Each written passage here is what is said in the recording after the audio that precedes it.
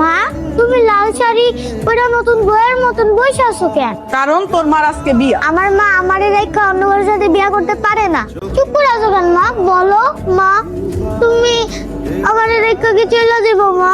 চুপ করে আছো কেন মা?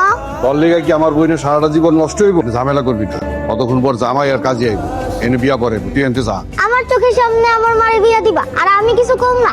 এই যে আমি এখানে বসলাম, দেখি আমার মারে কে বিয়ে করতে আসে। তোর মামা যা বলতেছে তুই শোন না মা, তুই যা এখান থেকে। আমার যা খুশি তাই করুক, তারপরে আমি তোমার রেখে কোথাও যাবো।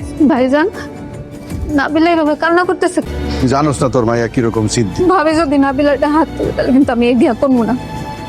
আমার নাবিলার তো আমি কোথাও দেখতে পাচ্ছি না, ওর তো কোনো সারা শব্দ পাইতেছি না। আমার নাবিলা ঠিক আছে ভাইজান? আরে তুই এত চিন্তা করতেছিস কেন? নাবিলা ঠিক আছে, প্রথম একটু জিদ করছিল, এরপর তোর ভাবি যখন বুঝাইছে বুঝ মানছে। ভাইজান, যাওয়ার আগে আমি একবার আমার বাইরে দেখেছি। কথা কইতেছ, তোর লগে মিছা কথা কমু কেন?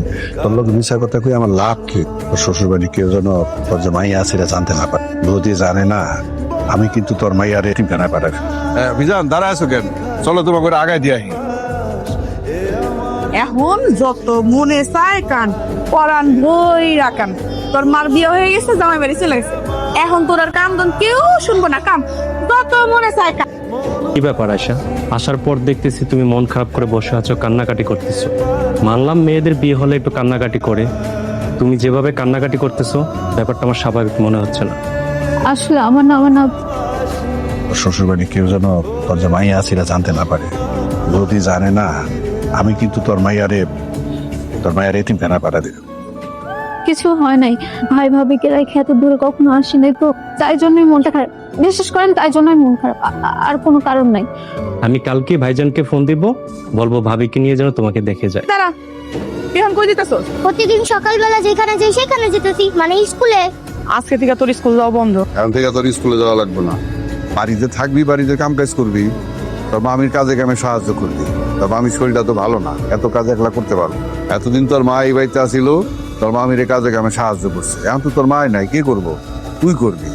বিয়া আর কি কি কাম করতে হইব বুঝাই দাও, আমি বাজারে গেলাম।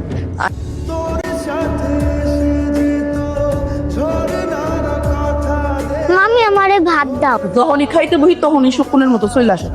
একটা দিন শকুনের দ্বারা শান্তি মতো ভাত খেতে পারি না। এতগুলা ভাতের সাথে এইটুকু ঝোল দিলা, তাছাড়া এগুলা কি খাওয়া যায়? আর এইদিকে কতগুলা তরকারি আছে, আমারে ওগুলা দাও।